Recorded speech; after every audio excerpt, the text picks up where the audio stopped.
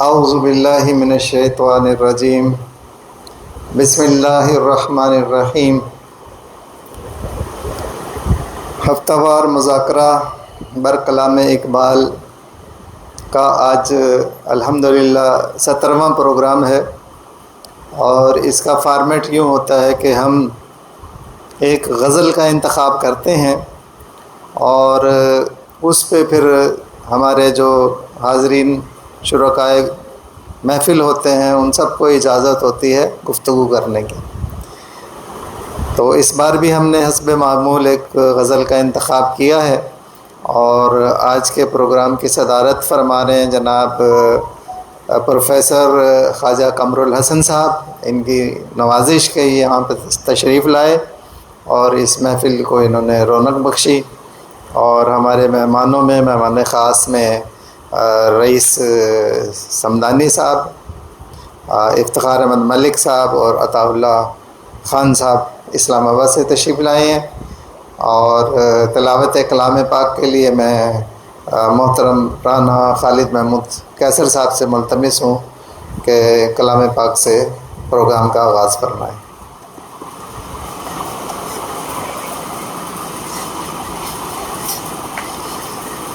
اعوذ باللہ من الشیطان الرجیم بسم اللہ الرحمن الرحیم اولئک علی ھدی من ربہم واولئک ھم المفلحون ان الذین کفروا سواء علیہم اانذرتہم ام لم تنذرہم لا یؤمنون ختم اللہ علی قلوبہم وعلی سمعہم وعلی ابصارہم غشاوۃ ولہم عذاب عظیم صدق اللہ العظیم۔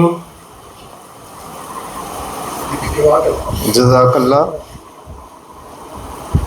محترم رانا خالد محمود کیسر صاحب جو PhD ڈاکٹر ہیں، وہ تلاوت کلام پاک سے انہوں نے آغاز کیا، اور علامہ اقبال کی ایک نعت کے چند اشعار میں آپ کی خدمت میں پیش کرتا ہوں۔ لوح بھی تو قلم بھی تو تیرا وجود الکتاب گنبد آبگین رنگ تیرے محیط میں حباب عالم آب و خاک میں تیرے ظہور سے فروغ ذرہ ریگ کو دیا تو نے طلوع آفتاب شوکت سنجر و سلیم تیرے جلال کی نمود شوکت سنجر و سلیم تیرے جلال کی نمود فقر جنید و بایزید تیرا جمال بے نقاب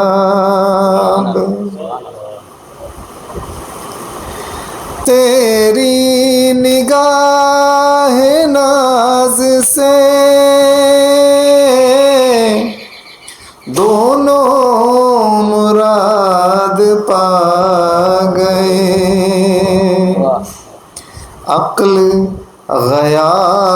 جستجو عشق حضور و اضطراب شوق تیرا اگر نہ ہو میری نماز کا امام شوق تیرا اگر نہ ہو میری نماز کا امام میرا قیام بھی حجاب میرا سجود بھی حجاب تیرا اوتار ہے جہاں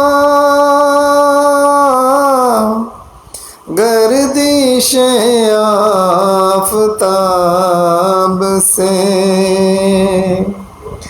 طبع زمانہ تازہ کر جلوائے بے حجاب سے لوح بھی تو قلم بھی تو تیرا وجود الکتاب۔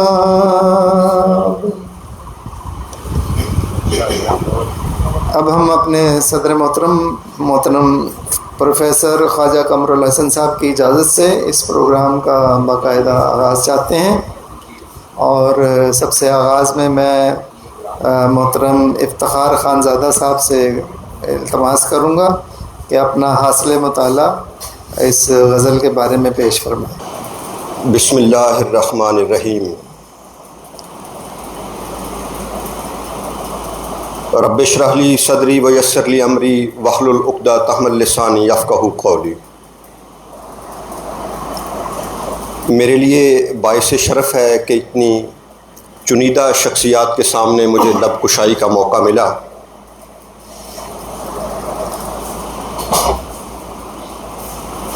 خودی کو کر بلند اتنا کہ ہر تقدیر سے پہلے،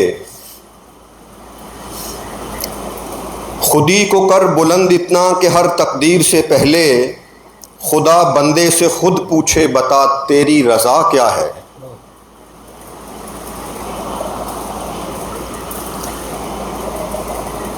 یہ عشق، عقیدت اور محبت کا وہ مرحلہ ہے کہ جس میں انسان، ایک مرد مومن، اپنی رضا کو اللہ کی رضا میں شامل کر دیتا ہے، خود کو سرنڈر کر دیتا ہے، اور پھر وہ مقام پا لیتا ہے کہ جب انسان، مرد مومن، اللہ کی رضا میں اپنی رضا شامل کرتا ہے تو اللہ اس کو اپنا وہ قرب عطا کرتا ہے کہ جب رانجھا دو قالب ایک روح بن جاتے ہیں تو پھر وہ مقام ان کو حاصل ہوتا ہے کہ انہیں دنیا کی کوئی چیز نظر نہیں آتی، انہیں بس اپنی منزل اور مقصود نظر آتا ہے۔ تو وہ شخص، وہ مومن جو اپنی رضا کو اللہ کی رضا میں شامل کر دے تو پھر اللہ اسے مقام اور مرتبہ، فہم اور فراست اور ادراک کی وہ منازل دکھاتا ہے کہ جو انسانی فہم و فراست سے ماورا ہوتی ہیں۔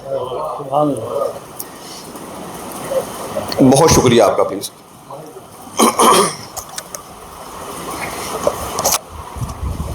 ماشاءاللہ، یہ جناب افتخار خانزادہ صاحب شاعر ہیں اور اپنا حاصل مطالعہ پیش کر رہے تھے، اور بڑا خوب انہوں نے ایک شعر کا جو ہے وہ تشریح پیش کی۔ یہاں پہ ہمارے ساتھ موجود ہیں جناب فیصل عزیز بندگی صاحب، علامہ اقبال کے کلام پہ گہری نظر ہے ان کی اور بہت اچھا پیش کرتے ہیں اپنا حاصل مطالعہ، تو میں ان سے گزارش کروں گا کہ اپنا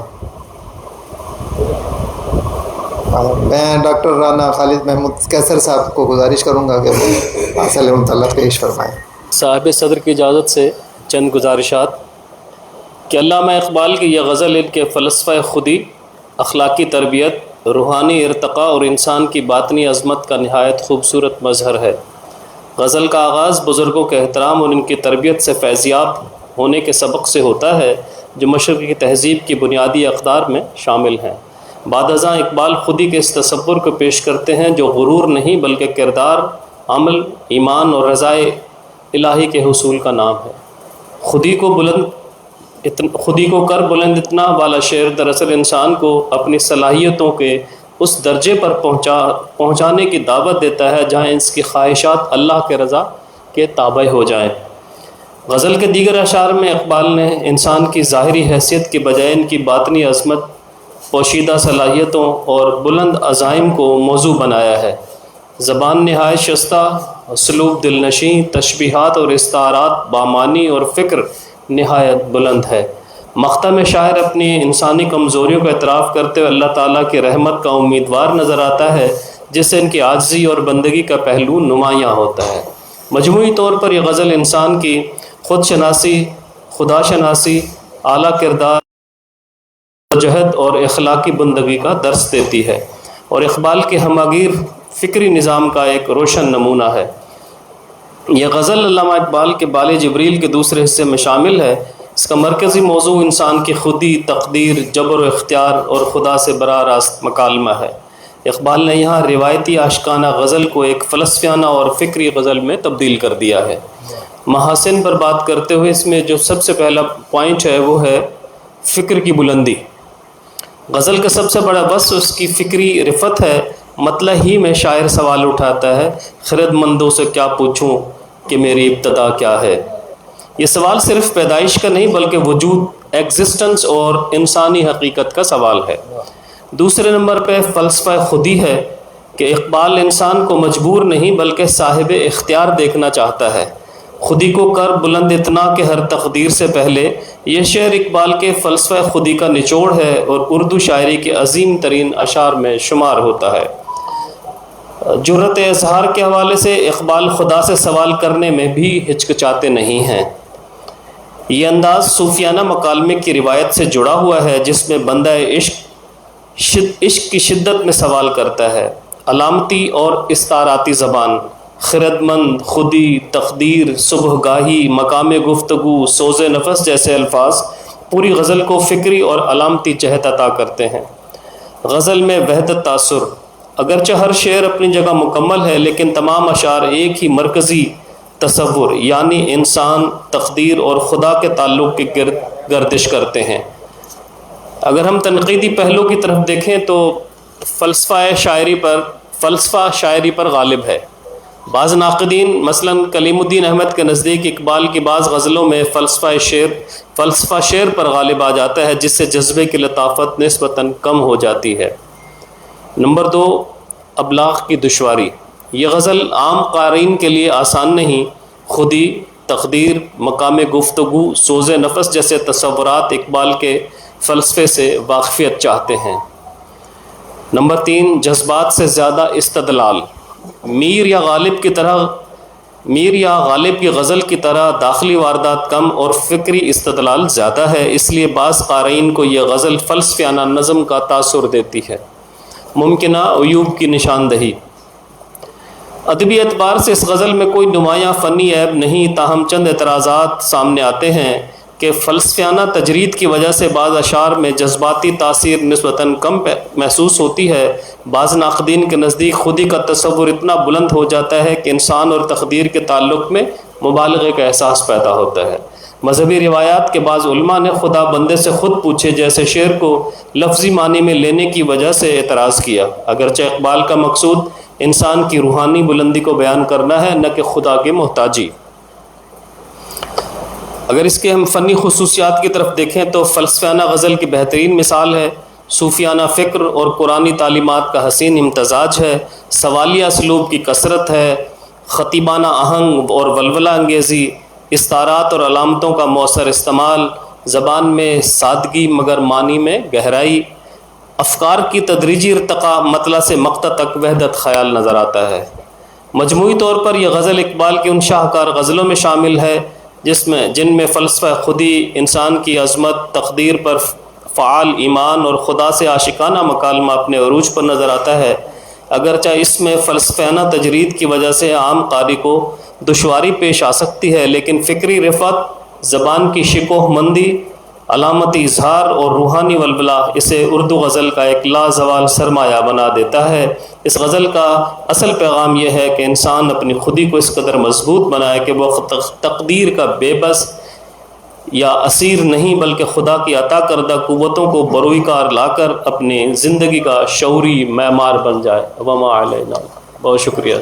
بہت خوب محترم ڈاکٹر رانا خالد محمود قیصر صاحب حاصل مطالعہ پیش کر رہے تھے، اور آج انہوں نے بتایا ہے کہ شرح تو تقریباً سب لوگ کر رہے ہیں، لیکن میں جو ہے نا شعر کے جو فنی محاسن ہیں ان پہ گفتگو کروں گا، تو آج انہوں نے اس لحاظ سے بہت اچھی گفتگو بھی کی ہے، اور جو تنقید بنتی ہے شاعری کے اعتبار سے وہ بھی انہوں نے اس کو کور کیا ہے۔ تو ہمارے درمیان ایڈوکیٹ صدیق راز صاحب موجود ہیں، اور یہ بھی بڑی تیاری کے ساتھ آئے ہیں، تو میں ان سے ملتمس ہوں کہ اپنا حاصل مطالعہ سامعین کے سامنے رکھیں۔ تو میں نے اس پہ کافی غور کیا ہے، اور میرا خیال ہے یہ کہ غزل علامہ اقبال کی آپ بیتی پر مشتمل ہے۔ ان کی زندگی کے بارے میں بھی میں نے بہت کچھ پڑھا ہے، مثلا 3 شادیاں بھی کی انہوں نے کسی وجہ سے۔ انہوں نے پہلے شعر میں فرمایا، میں عقل مند لوگوں سے یہ بات کس طرح معلوم کروں کہ میری زندگی کا آغاز کس طرح ہوا۔ اس کے بعد میں ساری زندگی کے لیے اس قدر فکر مند رہا کہ میری تکلیف دہ زندگی کی انتہا کس طرح ہوگی۔ یہ پہلا شعر ہے ان کا۔ اس کے بعد علامہ اقبال نے کہا، میں اپنے آپ کو یعنی خود کو اس قدر بلند کروں کہ تمام حالات عملی طور پر مبرہ بننے سے پہلے خدا خود مجھ سے پوچھے، اے میرے بندے بتا تیری کیا خواہش ہے۔ خدا بندے سے خود پوچھے، بتا تیری رضا کیا ہے، اس کا تو کیا چاہتا ہے، یہ اللہ تعالیٰ پوچھے گا۔ اس کے بعد انہوں نے کہا، لوگ میری بات سمجھ نہیں پاتے، وہ سمجھتے ہیں کہ جیسے میں ملاوٹی باتیں کر رہا ہوں، یہی تو میری ذاتی حقائق پر مبنی باتیں ہیں، باتیں نہیں ہیں۔ آگے فرمایا، میری آپ بیتی زندگی میں مجھے قسمت کے بارے میں بہت کچھ تفصیلی طور پر نظر آتا ہے، اس لیے میرا ساتھی مجھ سے یہ نہیں پوچھے کہ میری آنکھوں میں بناوٹ کے طور پر سرما لگانے کا پہلو کیا ہے۔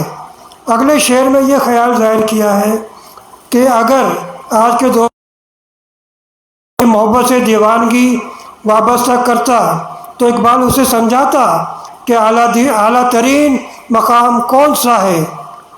علامہ اقبال نے اس کے بعد کہا کہ صبح یعنی ابتدائے دن سے متعلق حقائق پر مبنی زندگی میں بہت تکلیف میں رہا، اس لیے علامہ اقبال خدا سے پوچھتے ہیں، مجھے جس غلطی کی سزا ملی ہے وہ غلطی میں سمجھ نہیں پا رہا، جو کہ میں اخلاقی طور پر خوش دلی سے عمل پیرا رہا، اس میں میری کوئی غلطی نہیں تھی، لیکن لوگوں نے ان کی بد اخلاقی سے مجھے سزا دی ہے، اس لیے خدا تو ہی بتا دے میرا قصور کیا ہے۔ یہ مقطع ہے آخری۔ Thank you. کہ علامہ اقبال کے جیسے کلام کا انتخاب کیا گیا ہے، اس کا مطلب یہ ایک قومی مسئلہ ہے کہ جو قوم اپنے حال سے مطمئن نہیں ہوتی اور جس کے پیش نظر اس کا کوئی مستقبل نہیں ہوتا، وہ اپنی ماضی کی حسین یادوں میں بسیرا کرتی ہے۔ اقبال اس طرف توجہ دلا رہے ہیں کہ آپ کا ماضی کتنا ہی تابدار اور تابناک کیوں نہ ہو، لیکن نظر اس پر رکھی جائے کہ آپ کا مستقبل کیا ہے، اپنے آنے والے وقت پر نظر رکھی جائے، کیونکہ حدیث شریف بھی ہے کہ چیزوں کا خاتمہ اس کی معرفت کا معیار ہے۔ کسی چیز کو دیکھ کر یہ فیصلہ نہیں کیا جا سکتا کہ یہ درست ہے یا نادرست ہے، بلکہ اس کا خاتمہ، اس کا انجام کیا ہے، یہ تعین کرے گا کہ یہ درست تھی یا غلط تھی، یا صحیح تھی، غلط تھی۔ اب اقبال کا یہ جو مطلع ہے، یہ مطلع مستقبل کے انہی امکانات کی طرف توجہ لے کر جاتا ہے کہ میں اس فکر میں رہتا ہوں میری انتہا کیا ہے، آنے والے وقت کو مد نظر رکھا جائے۔ اور پھر اگلا شعر مشہور زمانہ، خودی کو کر بلند اتنا کہ ہر تقدیر سے پہلے خدا بندے سے خود پوچھے بتا تیری رضا کیا ہے۔ یہ شعر قرآن حکیم کی مکتوبی ترتیب میں دوسری سورہ مبارکہ سورۃ البقرہ اور اس کی آیت نمبر 207 کا مفہوم ہے، جس کو اقبال نے 2 مصروں میں ڈھالا ہے۔ وہ آیت مبارکہ یہ ہے، وَمِنَ النَّاسِ مَن يَشْرِي نَفْسَهُ ابْتِغَاءَ مَرْضَاتِ اللَّهِ وَاللَّهُ رَءُوفٌ بِالْعِبَادِ۔ لوگوں میں سے کوئی ایسا بھی ہوتا ہے جو اپنی جان کی، اپنی زندگی کی پرواہ نہیں کرتا، اپنی زندگی اپنے رب کو تج دیتا ہے اور بدلے میں اللہ سے اس کی رضا پا لیتا ہے۔ جب بندہ اپنی زندگی اپنے رب کے سپرد کر دے، مرضات اللہ، بدلے میں وہ اللہ کی رضا کو حاصل کر لیتا ہے، تو جب بندے کو اللہ کی رضا حاصل ہو جائے، وہ حامل رضائے الہی قرار پا جائے، تو پھر بندے کا راضی ہونا بھی رب کا راضی ہونا ہے۔ اور پھر خودی کو کر بلند اتنا، یہ خودی فرد کی نہیں ہوتی۔ اگر خودی فرد کی ہو تو خودی سے تکبر کی سرحد بہت باریک ہے۔ خودی قوم کی ہوتی ہے، خودی اجتماعیت کی ہوتی ہے، فرد کی خودی نہیں ہوتی۔ خودی کا جو فلسفہ ہے، وہ اقبال نے جو اس پہ بڑی تفصیل سے بات کی، میں 2 جملے اس پہ نظر کروں کہ ایک بیج جو زمین میں بویا جاتا ہے، وہ بیج زمین کے کھربوں ذروں کے درمیان میں اگر اپنا وجود نہ منوائے تو کبھی کوئی کونپل نہ پھوٹے۔ وہ ایک بیج جو کھربوں ذروں کے درمیان اپنے وجود کو منواتا ہے، جس کے نتیجے میں کونپل پھوٹتی ہے اور انسانی استفادے کا سامان ہوتا ہے، یہی بیج کا خود کو منوانا اس کی خودی ہے، اور یہ خودی قوموں کی ہوتی ہے۔ اور پھر خدا بندے سے خود پوچھے بتا تیری رضا کیا ہے۔ بس تکمیل میری اس روایت پر کہ مولا علی شیر خدا کمان میں تیر لگا کر بیٹھے ہوئے ہیں۔ ایک شخص وہاں سے گزرا، اس نے پوچھا کہ آپ کمان میں تیر لگائے ہوئے ہیں، تیر چلا نہیں رہے۔ مولا علی گزر رہے تھے، ایک شخص کمان میں تیر لگائے ہوئے تھے۔ مولا علی نے اس سے پوچھا تم کمان میں تیر لگائے ہو، چلا نہیں رہے؟ اس نے کہا میں ستاروں کی ترتیب کا انتظار کر رہا ہوں، ستارے ابھی ایک خاص ترتیب میں آئیں گے، اس وقت میں یہ تیر جس چیز پر چلاؤں گا وہ سونے کی ہو جائے گی۔ مولا علی کھڑے رہے، وہ کمان میں تیر لگا کے بیٹھا رہا۔ مولا علی نے اس سے کہا کہ اپنی کمان مجھے دکھاؤ۔ مولا علی نے کمان پکڑی، جیسے ہی تیر لگایا اس شخص نے کمان چھین لی۔ تو مولا علی نے پوچھا کہ تم نے یہ کمان مجھے دی اور پھر چھین لی؟ کہنے لگا جیسے ہی کمان آپ کے ہاتھ میں آئی ستارے ترتیب میں آ گئے تھے، اور جب کمان میرے ہاتھ میں آئی ترتیب پھر پلٹ گئی۔ یہ ہے خدا بندے سے خود پوچھے بتا تیری رضا کیا ہے، کہ جب کمان حیدر کرار کے ہاتھ میں ہو تو تقدیر بھی اس طرف متوجہ ہوتی ہے یہ کیا چاہتا ہے، لیکن یہ مرحلہ آتا ہے اس وقت کہ جب انسان اپنا آپ اپنے رب کے سپرد کر دے تو پھر خودی سے خدا تک کا مرحلہ طے ہو جائے۔ بہت خوب جناب مولانا فیصل عزیز بندگی صاحب ہمارے سامنے خودی کا فلسفہ علامہ اقبال کے کلام کی روشنی میں پیش فرما رہے تھے، اور اب میں ملتمس ہوں محترم عطا اللہ خان صاحب سے کہ وہ اپنا جو بھی حاصل مطالعہ ہے اس غزل کے بارے میں وہ سامعین کے سامنے پیش فرمائیں۔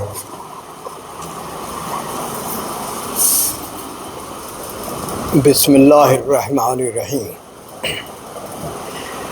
عصر حاضر علم و دانش کا ہے۔ اس دور میں عقل انسانی نے بے انتہا ترقی کی ہے۔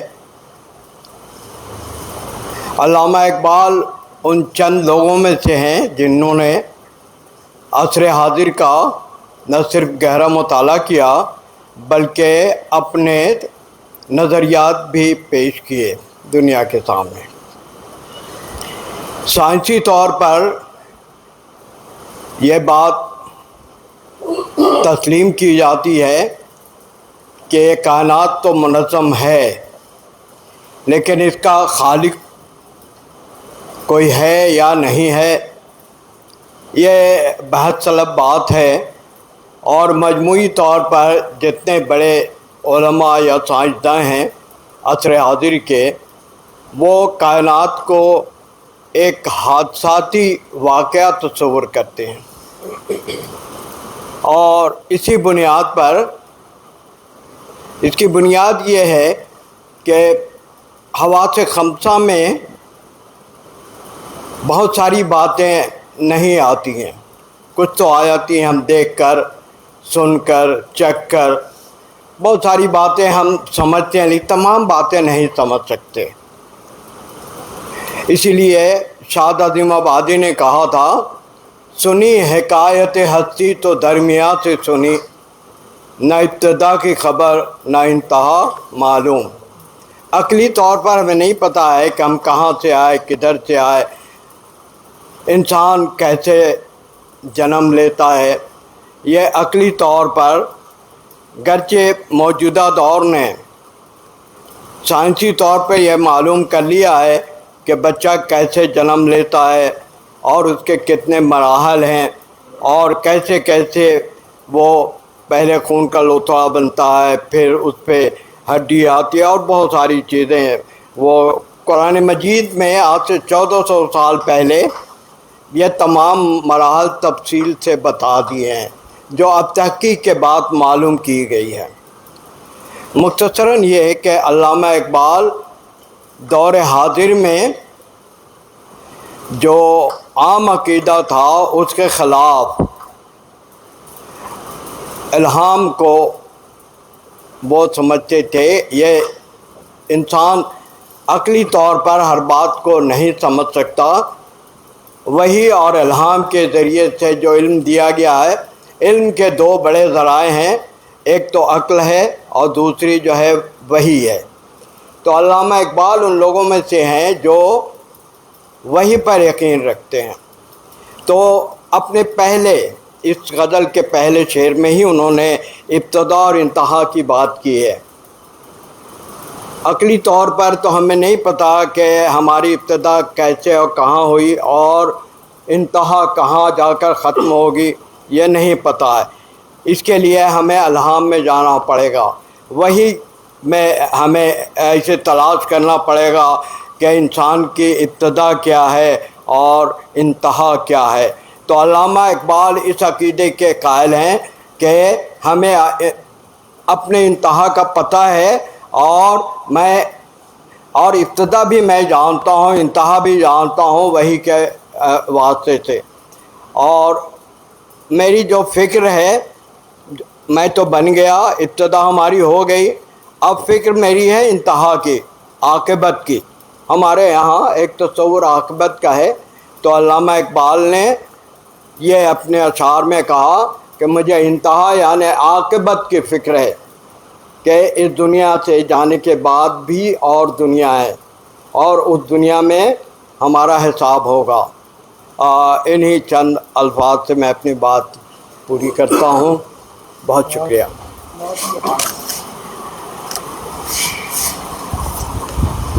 ماشاءاللہ، محترم عطا اللہ خان صاحب تشریف لائے ہیں اسلام آباد سے، اور ایک ہفتہ ہو گیا میرے خیال سے، 1-2 دن میں یہ چلے جائیں گے، اور بہت بڑے اسکالر ہیں، انہوں نے بہت ساری کتابیں بھی لکھی ہیں۔ پچھلے پروگرام میں بھی تشریف لائے تھے، آج پھر آپ نے یہاں پہ محفل کو رونق بخشی، تو آپ کے لیے ہم بہت شکر گزار ہیں۔ اور اب میں گزارش کروں گا محترم رئیس احمد سمدانی صاحب سے کہ اپنا حاصل مطالعہ سامعین کے سامنے پیش فرمائیں۔ جناب محترم ڈاکٹر پروفیسر رئیس احمد سمدانی صاحب۔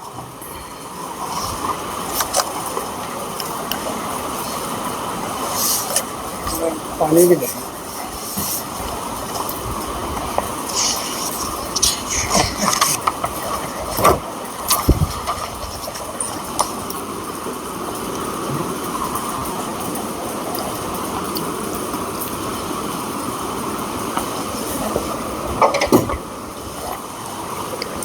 نحمدہ و نصلی علی رسولہ الکریم.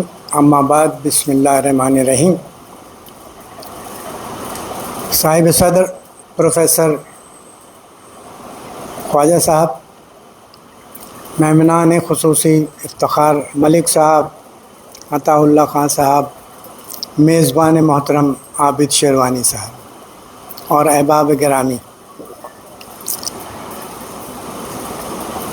آج کی غزل 6 اشعار پر مشتمل ہے، اور جیسا کہ ابھی مقررین نے کہا کہ یہ غزل اقبال کے مجموعہ کلام بال جبریل کی بہترین غزلوں میں سے ایک ہے. اقبال کے شعری کلام میں یہ غزل فصاحت لیے ہوئے ہے. اس کے مضمون میں ندرت ہے، انوکھا پن اور باریک بینی ہے. اس وجہ سے اس غزل کو توجہ سے پڑھا جاتا ہے. اس میں علامہ نے انسان کو اپنی خودی کو سمجھنے، مسلسل ارتقاء، بلند حوصلے، عشق الہی، سوز نفس اور مقصد حیات کی تلاش کا درس دیا ہے. اس غزل کے مقطع میں ابتدا اور انتہا کے تقابل سے شعر میں دلکشی پیدا ہو گئی ہے. اس غزل میں اقبال حضرت انسان کو اپنی خودی کو مستحکم اور بلند کرنے کی دعوت دیتے ہیں، یہاں تک کہ وہ تقدیر کا محتاج نہ رہے اور اللہ تعالیٰ کے احکامات کے مطابق زندگی بسر کرے. اقبال کی اس غزل کا پہلا شعر جو مطلع ہے وہ استفسار کر رہے ہیں کہ میں دانش مندوں، عقل مندوں، داناؤں سے کیا پوچھوں کہ میری ابتدا کیا ہے. دوسرے مصرعے میں اقبال کہتے ہیں کہ میں تو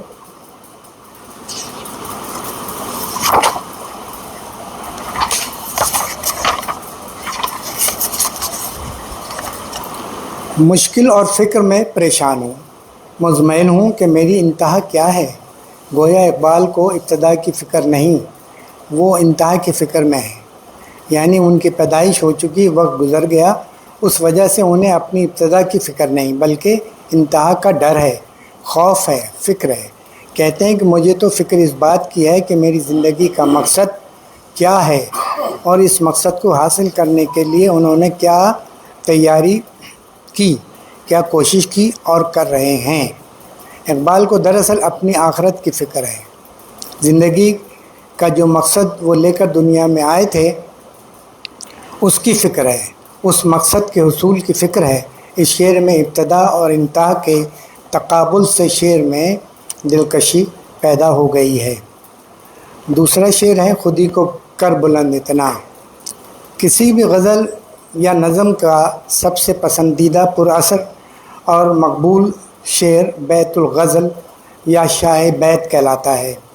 اقبال کی اس غزل کا یہ شعر سب سے پسندیدہ، پر اثر اور مقبول شعر ہے. گویا یہ شعر بیت الغزل ہے. اقبال کا یہ شعر بہت مقبول اور عوام الناس میں پڑھا جانے والا شعر ہے. اس شعر میں اقبال خودی کو بلند کرنے کی ترغیب دیتے ہوئے کہتے ہیں کہ تم اپنی خودی کو آہستہ آہستہ بڑھاؤ، ترقی دو اور اس قدر بلندی تک لے جاؤ کہ وہ کیفیت آ جائے کہ خالق کائنات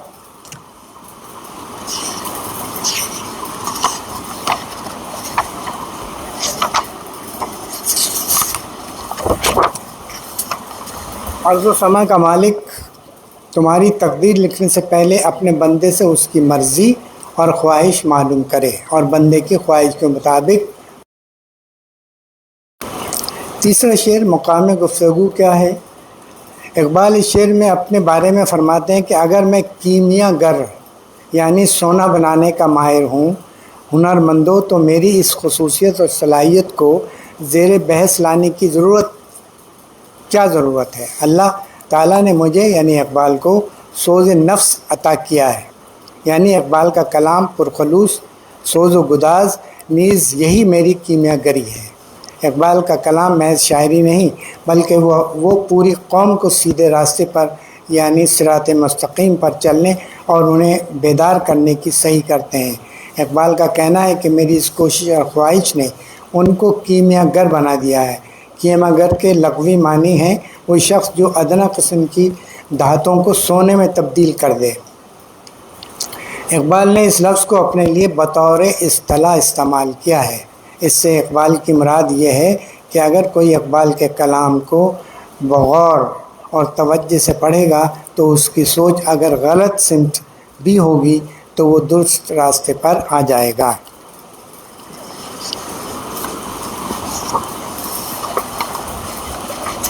چوتھا شعر نہ پوچھ اے ہم نشین۔ اس شعر میں اقبال اپنے دوستوں سے مخاطب ہوتے ہوئے کہتے ہیں کہ اے دوست، میں تجھے محبوب کی سرما لگی آنکھوں کے بارے میں کیا بتاؤں۔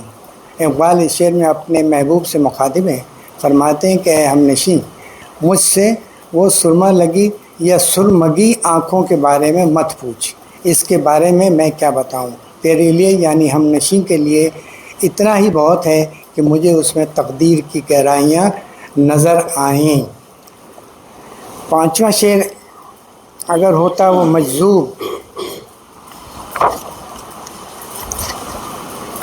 اس شعر میں اقبال کا اشارہ جرمن فلسفی اور ماہر فنون نیٹشے، اس کا نام ہے ولیم نیٹشے، کی جانب ہے جس نے فوق البشر کا نظریہ پیش کیا۔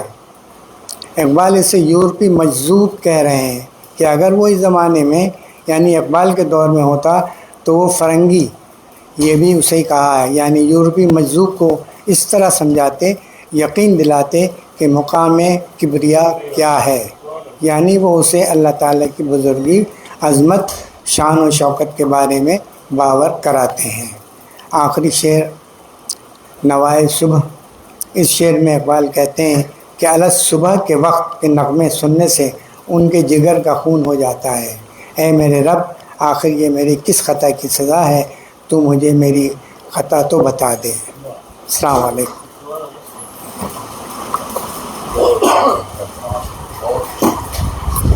یہ تھے محترم پروفیسر رئیس احمد سمدانی صاحب، جو حاصل مطالعہ بڑے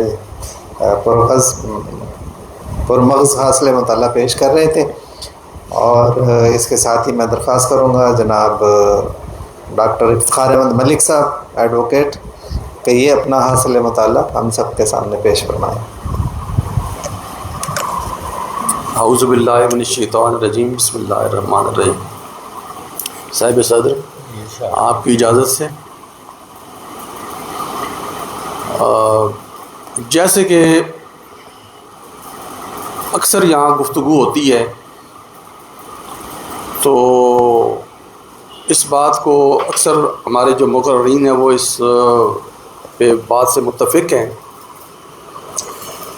کہ علامہ اقبال کی شاعری کا جو فوکس ہے، سینٹر پوائنٹ ہے، وہ یہ ہے کہ مختلف جو فلاسفر پیش کرتے رہے ہیں تھیوریز، وہ انسانیت کی فلاح و بہبود کے لیے، تو ان میں کہیں نہ کہیں کوئی ڈیفیکٹ، کوئی نقص رہ جاتا ہے، وہ پورا نہیں، یعنی کہ تنقید بھی ہوتی ہے، اور وہ آزما کے بھی دیکھا گیا کہ جتنی بھی تھیوریز پیش کی گئیں انہیں پریکٹیکلی پھر لگا کے دیکھا گیا، دنیا میں سب نے، ان تھیوریز نے، ان نظریات نے انسانیت کو وہ فلاح و بہبود کا فائنل سبق نہیں دیا، وہ کامیاب نہیں ہوئی وہ تھیوریز۔ اس کی مختلف مثالیں دیتا ہے، جیسے کہ وہ کہتا ہے کہ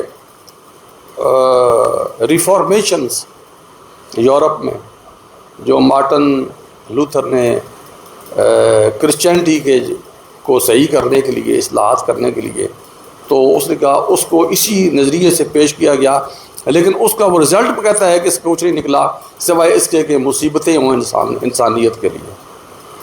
پھر وہ فرینچ ریولیوشن کی بات کرتا ہے، تو فرینچ ریولیوشن نے بھی دنیا کو ایک تکلیف، موت، کشت و خون، یہی کچھ دیا۔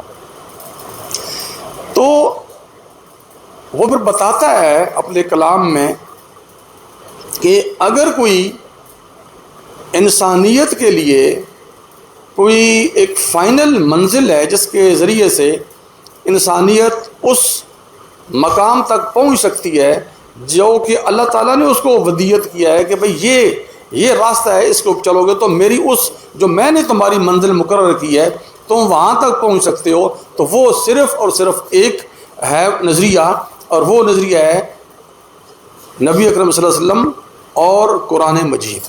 قرآن مجید میں پیغام آیا ہوا ہے اور لے کے آنے والی میسنجر وہ ہمارے نبی اکرم صلی اللہ علیہ وسلم ہے۔ جو بھی میں ہمیشہ کہتا ہوں کہ آپ جو بھی کلام پڑھیں، اقبال کا، مسجد کرتبہ پڑھیں، آپ طلوع اسلام پڑھیں، کوئی بھی پڑھیں، یہ غزل پڑھیں، کوئی رباعیاں پڑھیں، خودی کا جو کچھ بھی آپ نے پڑھنا ہے، اگر اس کو ذہن میں یہ تھیوری رکھ کے کہ بھئی اقبال چاہتا کیا ہے، تو اقبال یہ چاہتا ہے، وہ دنیا کو بتاتا ہے کہ تمہارے عزم، تمہاری تھیوریاں فیل ہو چکی ہیں، اگر کوئی کامیابی کی ضمانت اگر کوئی تھیوری دیتی ہے تو اسلامک تھیوری ہے جو قرآن میں موجود ہے اور جو نبی اکرم صلی اللہ علیہ وسلم کی سیرت میں موجود ہے۔ یہ ان کا ایک سمجھ لیں کہ ایک فائنل یعنی کہ ایمان ہے، یہ یقین ہے، اور اسی پہ وہ قائم ہے۔ اپنے قاری سے وہی توقع کرتے ہیں کہ اس تھیوری کو سمجھو، اگر آپ کسی اور تھیوری کی طرف جاتے ہو تو اس کو دیکھ لو نا،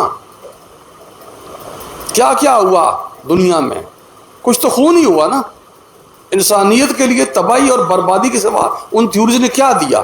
کچھ نہیں دیا۔ میں مثال دے چکا ہوں دو چار باتوں چیزوں کی۔ کارل مارکس کی تھیوری کو امپلیمنٹ کیا گیا رشیا میں، چائنا میں، پوری دنیا میں کیا گیا، مشرقی یورپ میں اور امریکہ میں، اس نے بھی کچھ نہیں دیا۔ تو پھر کوئی ہے تو ان کا جی ایک ہی ہے، لیکن اس کے لیے اقبال نے اکثر یہ کہا کہ وہ تھیوری جو قرآن میں لکھی ہوئی ہے، جو نبی اکرم صلی اللہ علیہ وسلم کی سیرت سے بالکل نکلی ہوئی ہے، جو انہوں نے نمونہ پیش کیا، وہ تھیوری نہیں جو ان کی تشریح کے لیے بادشاہ پیش کرتے رہے، بادشاہ پیش کرتے ہیں یا پیش کرتے رہے، وہ نہیں، خالص قرآنک تھیوری، خالص قرآن، خالص نبی کی سیرت پڑھیں، جگہ جگہ ملے گا کس طریقے سے کس سچویشن میں کیسے بیہیو کیا نبی اکرم صلی اللہ علیہ وسلم نے۔ وہ تھیوری وہ انسانیت کی ہر مسائل کا جواب ہے۔ اگر اس کو انسانیت نے اگر ان مسائل سے بچنا ہے اور الٹیمیٹلی کامیابی حاصل کرنی ہے تو اس کے لیے صرف اور صرف ایک تھیوری ہے، اور وہ ہے قرآن مجید اور نبی اکرم صلی اللہ علیہ وسلم کی سیرت۔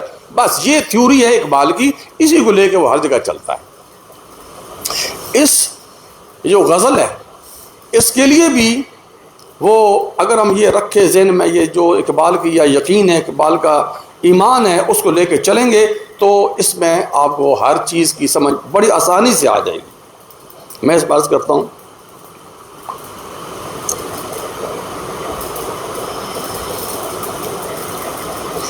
خیرت مندوں سے کیا پوچھوں کہ میری ابتدا کیا ہے، کہ میں اس فکر میں رہتا ہوں میری انتہا کیا ہے۔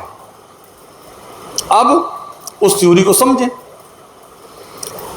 فلسفہ یہ شروع سے انسان کو ڈسٹرب کر رہا ہے، فلسفہ ڈسٹرب نہیں کر رہا، وہ سوال جو فلسفے میں اٹھائے جاتے ہیں وہ ڈسٹرب کرتے ہیں انسان کو کہ یار میں آیا کدھر سے ہوں، کون ہے مجھے بھیجنے والا، میری ابتدا کیسی ہوئی ہے، میں کیا کوئی خود بخود پیدا ہو گیا ہوں، یعنی کہ سمندر کے ساحل کے مٹی اور پانی کے ملاپ سے، یا مجھے کہیں خاص اسکیم کے تحت اس دنیا میں بھیجا گیا ہے۔ تو کیا ہے میری ابتدا، میں کہاں سے آیا ہوں؟ یہ اپنی بات ذاتی نہیں کر رہا کہ میں پیدا کیسے ہوا ہوں، مطلب جس کی تھیوری ہے وہ رکھے اپنے پاس۔ میں اس کی تشریح یوں کرتا ہوں کہ وہ کہتا ہے کہ انسانیت، انسان یہ آیا کدھر سے، یہ کائنات بنی کیسے، کون ہے بنانے والا، کتنا عرصہ پرانی سے ہے یہ کائنات.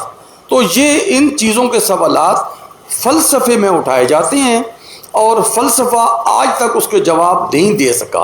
ارسطو سے لے کے آپ رینے ڈیکارٹ تک دیکھیں یا ہیگل تک دیکھیں، کسی بھی، یا ہمارے اپنے جو مسلمان تھیورسٹ بھی ہوئے ہیں، صوفیاء کرام ہیں اور سارے لوگ ہیں، تو اس چیز کا عقل کے ذریعے سے کوئی جواب آج تک نہیں مل سکا کہ یہ سارا جو سسٹم ہے یہ ہے کیا.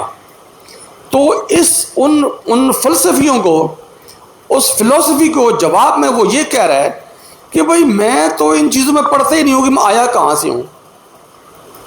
میں تو یہ سوچتا ہوں کہ میری اینڈ کیا ہے، میں نے جانا کدھر ہے، میری منزل کون سی ہے، اور اس منزل پہ پہنچنے کے لیے میرا راستہ کون سا ہے. تو وہ کہتا ہے کہ ان کو چھوڑو، ہم آ گئے ہیں. اب یہ سب سے بڑی حقیقت ہے کہ یہ دنیا موجود ہے، سمندر موجود ہیں، ستارے، گلیکسیز، ہر چیز موجود ہے، اور ہم بھی یہاں بیٹھے ہوئے موجود ہیں. تو اس کو تو سوال کو کرنا کہ اس میں پڑھنا کہ ہم آئے کدھر سے ہیں، فلسفی کی تو بات ہو سکتی ہے، لیکن ضیاع ہے نا، ٹائم کا وقت کا ضائع کر رہی ہیں. ہاں یہ بات ریلیونٹ ہے کہ ہماری منزل کدھر ہے، ہم نے جانا کدھر ہے. تو جب یہ چیز سوچتے ہیں تو پھر وہ ریلیونٹ بن جاتی ہے کہ ہم نے جانا کدھر ہے. تو اب اس کو دیکھیں کہ وہ پہلے شعر میں فرماتے ہیں کہ خرد مندوں سے کیا پوچھوں. وہ جو فلسفر ہیں، وہ جو جنہوں نے اس میں بہت زیادہ ساری زندگی ان کو دے کے، تو وہ انہوں نے فلسفی کی ڈگریاں لی ہوئی ہیں اور بڑے بڑے نام ہیں ان کے، اور وہ ہر وقت یہی سوچتے رہتے ہیں میں ان سے کیا پوچھوں کہ میری خرد مندوں سے کیا پوچھوں کہ میری ابتدا کیا ہے، میں آیا کدھر سے، میں ان سے کیا پوچھوں. کوئی ضرورت نہیں ہے پوچھنے کی. تو کروں میں کیا کہ میں اس فکر میں رہتا ہوں، میں یہ سوچتا ہوں. اقبال بھی فلسفر ہیں، اور وہ فلسفی پڑھے ہوئے ہیں اور فلسفی شاعر ہیں، وہ فلسفی شاعر ہے نا اقبال بھی. تو کہتے ہیں کہ میں اس فکر میں رہتا ہوں، میری انتہا کیا ہے. تو یہ سوال بھی ہے اور ساتھ میں یہ جواب بھی ہے. سوال کیا ہے کہ میں پچھلے جو گزر کا ٹائم، میں آیا کدھر سے ہوں اس کو چھوڑو، لیکن جانا کدھر ہے میں یہ سوچتا ہوں.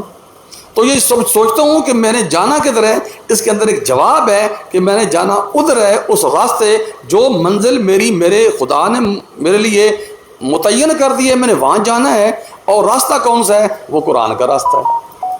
یہ اب اس کو دیکھیں کہ خرد مندوں سے کیا پوچھوں کہ میری ابتدا کیا ہے، کہ میں اس فکر میں رہتا ہوں میری انتہا کیا ہے. اور یہ بڑا مشہور، یہ تو بچہ اس شعر کو جانتا ہے. اقبال کا نام لو تو جواباً یہ شعر وہ کہتے ہیں کہ خودی کو کر بلند اتنا کہ ہر تقدیر سے پہلے خدا بندے سے خود پوچھے بتا تیری رضا کیا ہے. اس کے اوپر ڈیفینیٹلی سارے بڑے بڑے پڑھے لکھے لوگ سارے بیٹھے ہیں، سب جانتے ہیں. میں صرف اس میں 2 لفظ بولوں گا کہ خودی کیا چیز ہے.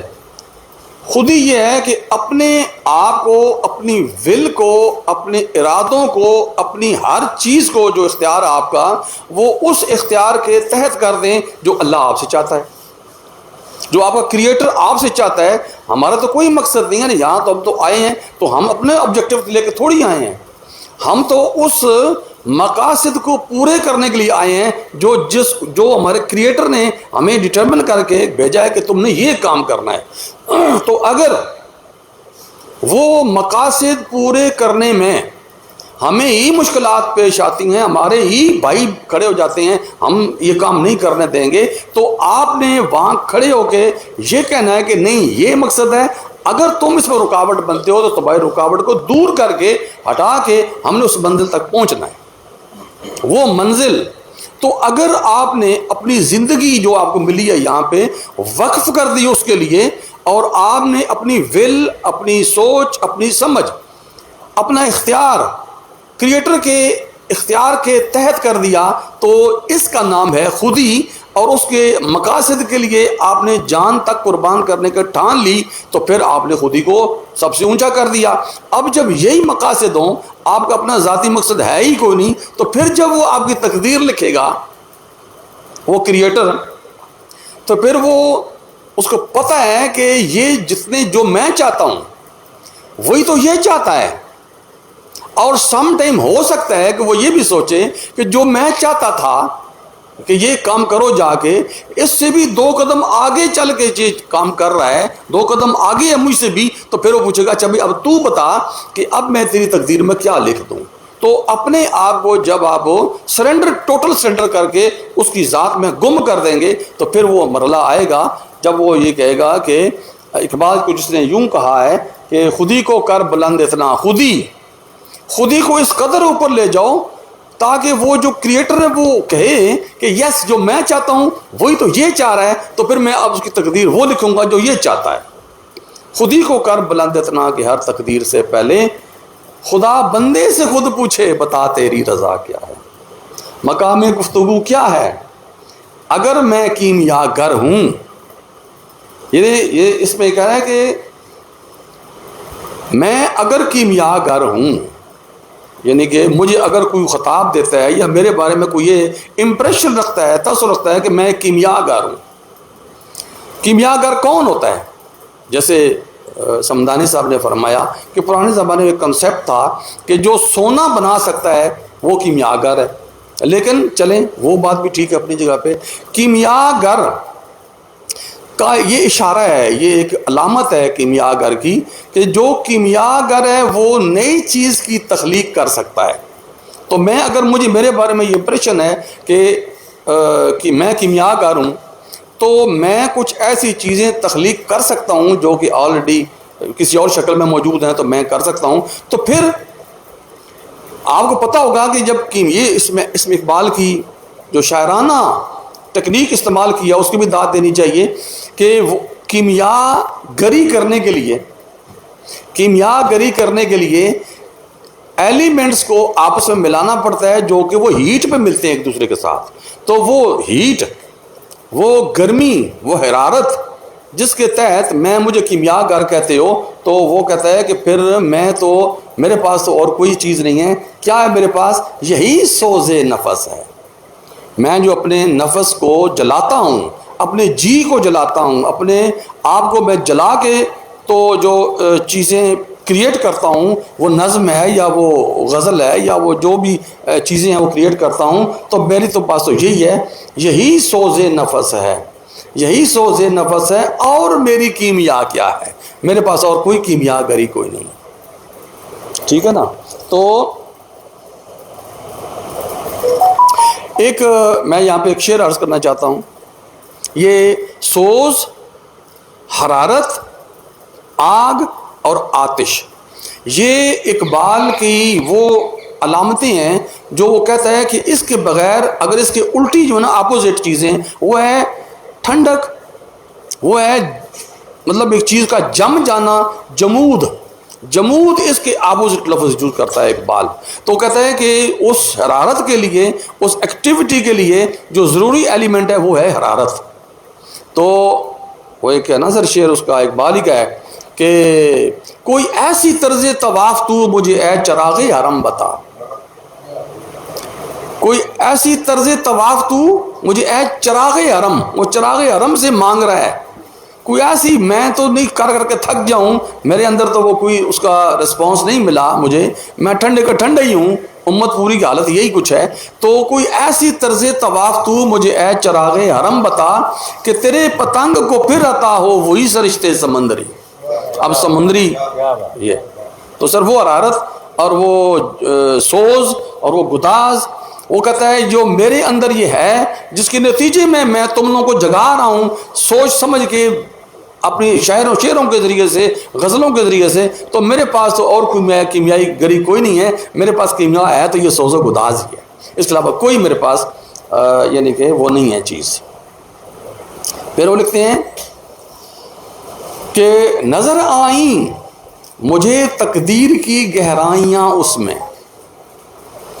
نظر آئیں مجھے تقدیر کی گہرائیاں اس میں، نہ پوچھے ہم نشیں مجھ سے وہ چشم سرمہ سا کیا ہے. یہاں بھی علامت ہے چشم سرما سا.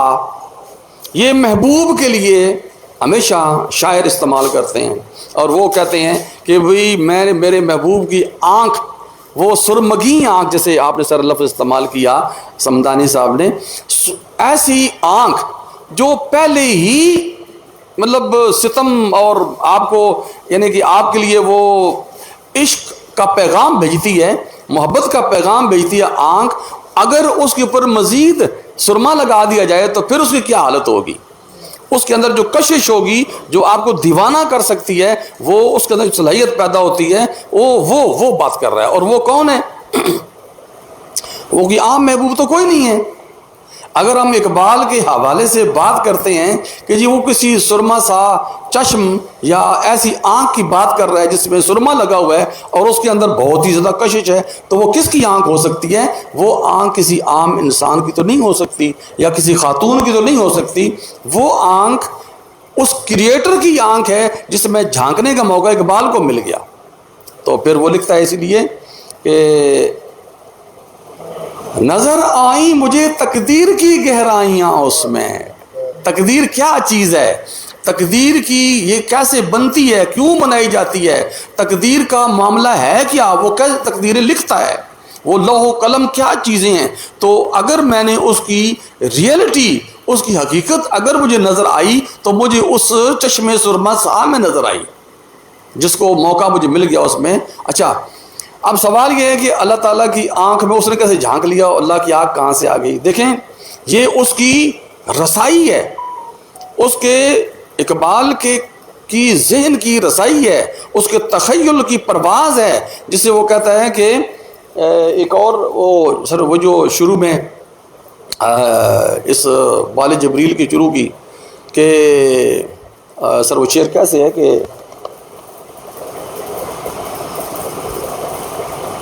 میری نوائے شوق سے شور حریم ذات میں، یعنی کہ وہ رسائی دیکھیں اس کی اقبال کی، وہ ایسا نہیں کہ تخیل میں، پریکٹیکلی تو کوئی نہیں کہیں جا سکتا زمین سے اوپر تک، لیکن تخیل میں کہیں سے کہیں جا سکتا ہے انسان، وہ اس کے تخیل کی جو پرواز ہے اس پہ ڈیپینڈ کرتا ہے کہ اس کی رسائی ہے کہاں تک۔ تو کہتا ہے کہ میری نوائے شوق سے شور حریم ذات میں، غلغلہ ہائے الاما بت کدائے صفات میں۔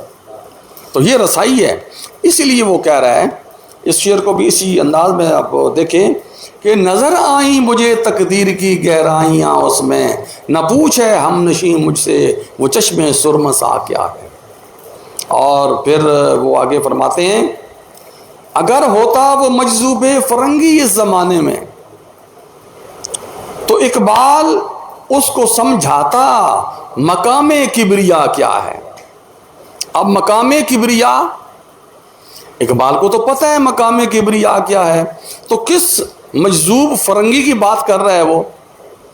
تو 1844 میں جرمن میں ایک بندہ پیدا ہوا، اس کا نام تھا نیچا، یا ہم نیٹشے کہتے ہیں نا، اس کا جو پراپر پروننسیشن ہے جرمن لینگویج میں وہ ہے نیچا، فریڈرک نیچا۔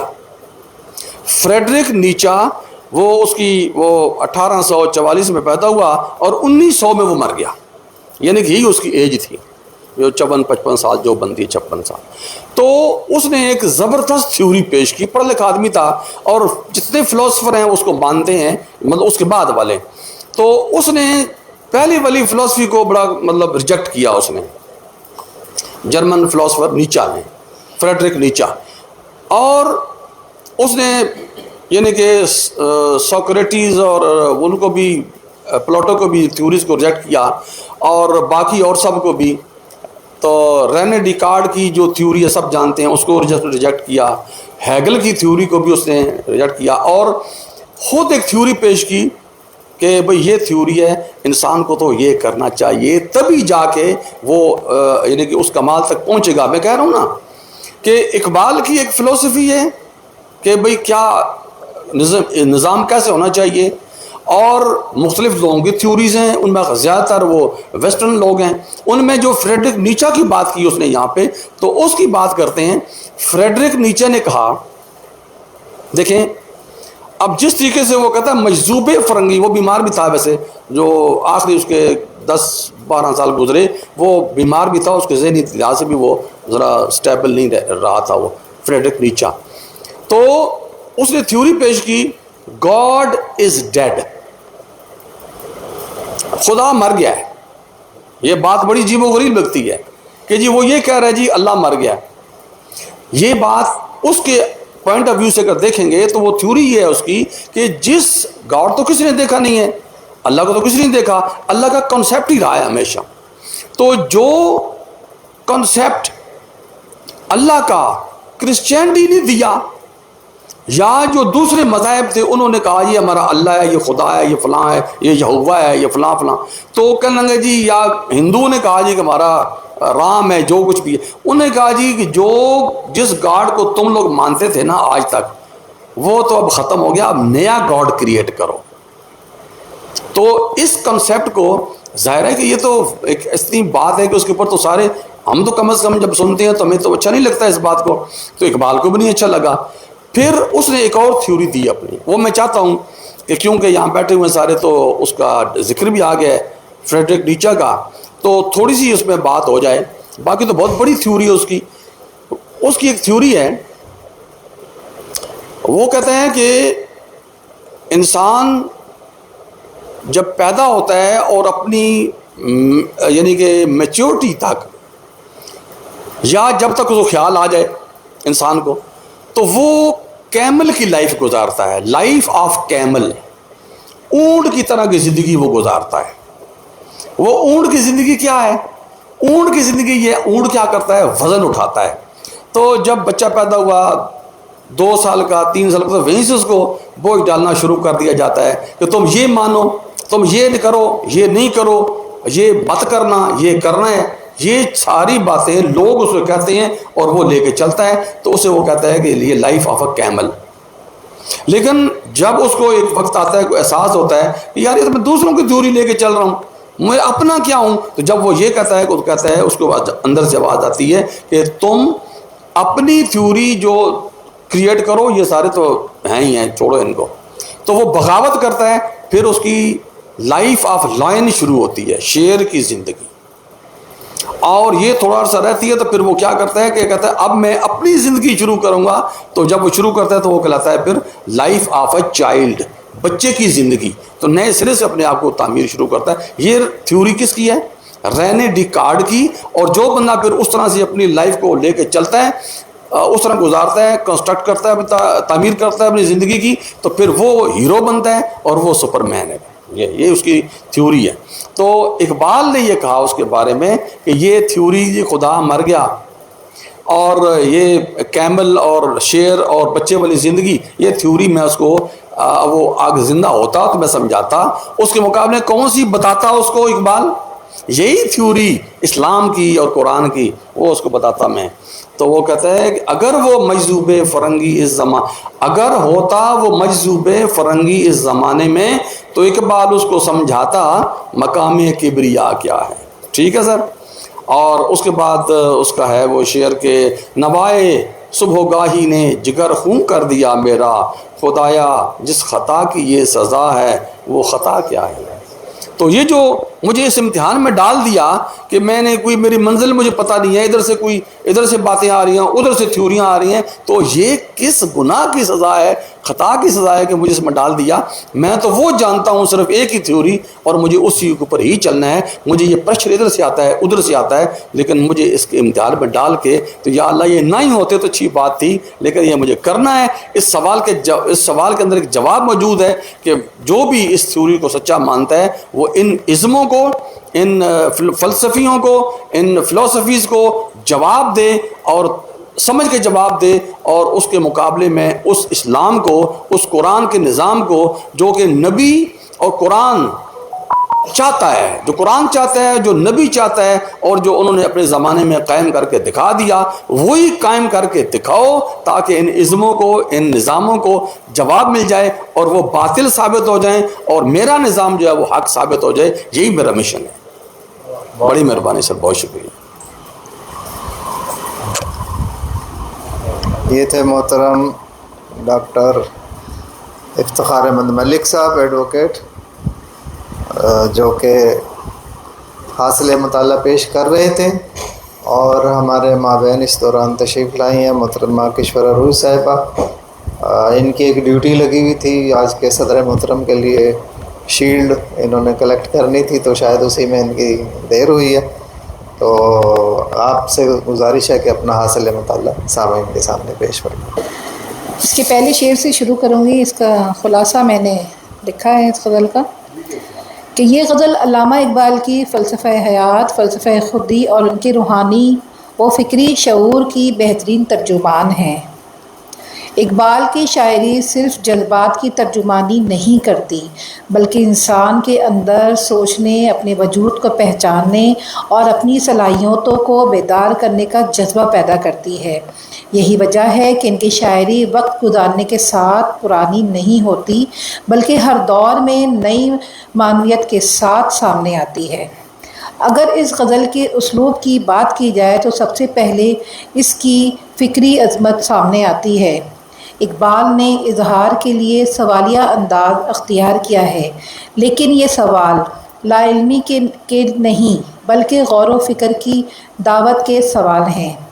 شاعر قاری کو مجبور کرتا ہے کہ وہ اپنے وجود، اپنی حقیقت، اپنی منزل اور اپنے رب کے ساتھ تعلق پر سنجیدگی سے سوچے. زبان نہایت شستہ، باوقار اور پر اثر ہے. الفاظ سادہ ہیں لیکن ان کے اندر معنی کا ایک وسیع جہان آباد ہے. یہی بڑے شاعر کی پہچان ہوتی ہے کہ وہ کم الفاظ میں بڑی بات کہہ دے. اس غزل کے محاسن میں سب سے نمایاں اس کی فکری وحدت ہے. بظاہر ہر شعر الگ موضوع دکھتا ہے مگر تمام اشعار ایک ہی مرکزی فکر کے گرد گھومتے ہیں اور وہ ہے انسان کی خودشناسی اور خدا شناسی. اقبال انسان کو محض ایک جسم نہیں سمجھتے بلکہ اسے اللہ تعالیٰ کی بہترین تخلیق قرار دیتے ہیں. اس لیے وہ چاہتے ہیں کہ انسان اپنی صلاحیتوں کو پہچانے اور انہیں عمل کے ذریعے نکھارے. در حقیقت اقبال کے پورے فلسفہ خودی کا خلاصہ یہ ہے، یہاں خودی سے مراد غرور یا تکبر ہرگز نہیں بلکہ ایمان کی مضبوطی، کردار کی بلندی، مسلسل جد و جہد، اخلاقی پاکیزگی اور اپنی ذات کو اللہ کی رضا کے مطابق ڈھالنا ہے. اقبال کے نزدیک وہی انسان کامیاب ہے جو حالات کا غلام نہیں بنتا بلکہ اپنے کردار اور عمل سے حالات کا رخ موڑ دیتا ہے. اس غزل میں علامتوں کا استعمال بھی نہایت خوبصورتی سے کیا گیا ہے. ابتدا، انتہا، کیمیا، تقدیر، کبریا اور نوائے صبح گاہی جیسے الفاظ صرف لغوی معنی نہیں رکھتے بلکہ گہری روحانی اور فلسفیانہ مفاہیم بھی اپنے اندر سموئے ہوئے ہیں. یہی علامتی انداز اس غزل کو فکری وسعت عطا کرتا ہے. اقبال اس غزل میں مغربی تہذیب پر بھی ایک لطیف تنقید کرتے ہیں. وہ سمجھتے ہیں کہ صرف سائنسی ترقی یا مادی آسائش انسان کی کامیابی نہیں بلکہ اصل کامیابی روحانی بلندی، اخلاقی کردار اور خدا سے مضبوط تعلق میں ہے. اس لیے وہ انسان کو اپنے اندر کی روشنی تلاش کرنے کی تلقین کرتے ہیں. اگر اس غزل کے پیغام کی بات کی جائے تو یہ غزل ہمارے سب سے پہلے خود احتسابی کا درس دیتی ہے. یہ ہمیں بتاتی ہے کہ انسان کو دوسروں سے پہلے اپنے آپ کو پہچاننا چاہیے، اپنی کمزوریوں کو دور کرنا چاہیے، اپنی صلاحیتوں کو نکھارنا چاہیے، اپنی زندگی کو کسی بلند مقصد کے لیے وقف کرنا چاہیے. یہ غزل نوجوان نسل کے لیے بھی ایک عظیم پیغام رکھتی ہے.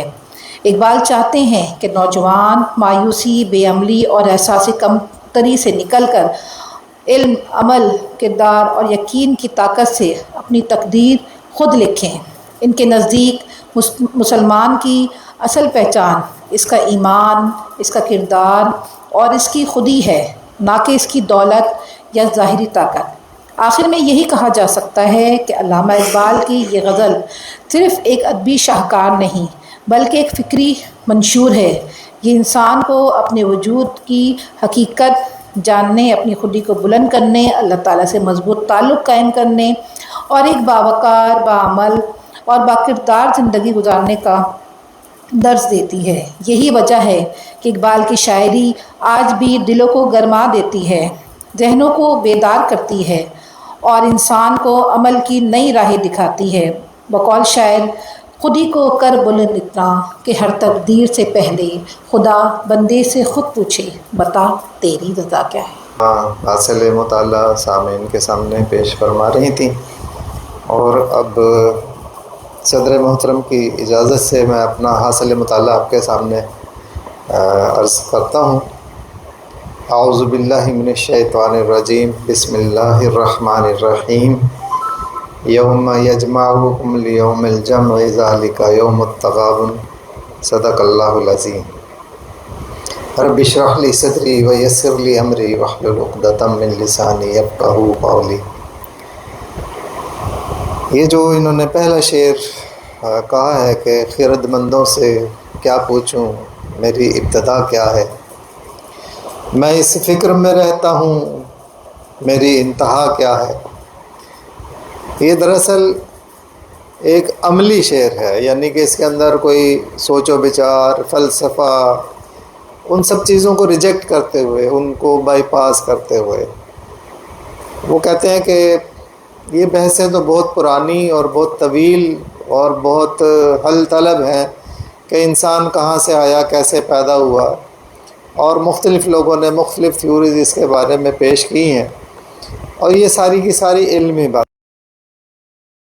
انسان کیسے پیدا ہوا، یہ کوئی امیبا سے پیدا ہوا، یا یہ کہ خود بخود پیدا ہو گیا، یا یہ کہ یہ ڈارون کے نزدیک بندر کی، بن مانس کی ترقی یافتہ شکل ہے،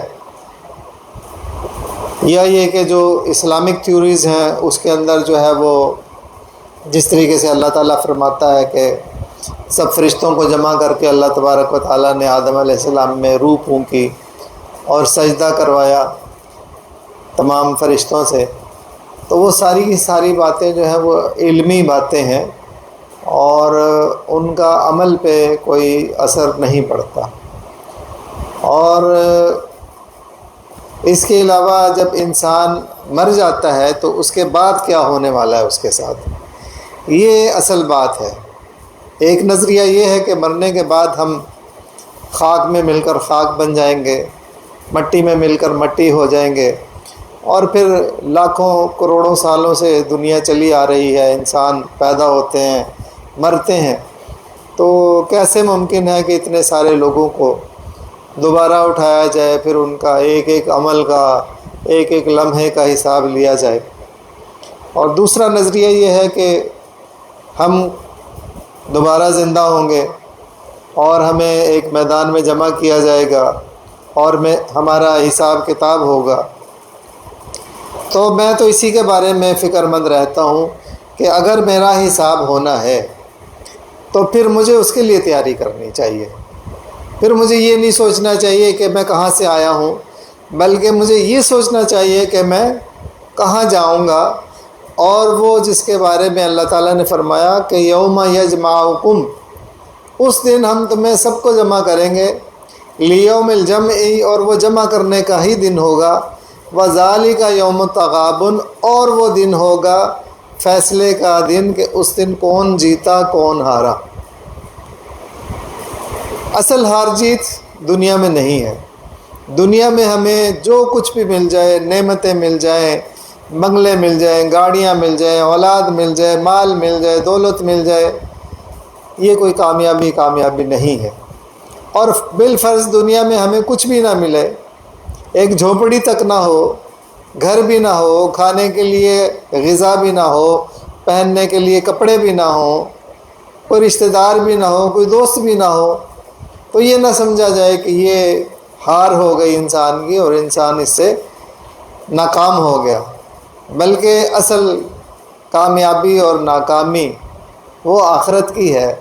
اور علامہ کہتے ہیں کہ میں تو اسی فکر میں رہتا ہوں کہ میری آخرت کیسی ہوگی، میری عاقبت کیسی ہوگی۔ کہتے ہیں کہ نہاد زندگی میں ابتدا لا انتہا الا، پیام موت ہے جب لا ہوا الا سے بیگانہ۔ اگر لا کو الا سے بیگانہ کر دیا جائے تو یہی ہماری موت ہے، جب ہم الا اللہ کہہ کے اللہ تعالیٰ کو مانتے ہیں اور ہر چیز کی نفی کرتے ہیں تو پھر ہمارا جو ہے وہ ایک مقصد بنتا ہے. لیکن اگر لا اور الا کو الگ الگ کر دیا جائے تو وہی ہمارے لیے موت ہے.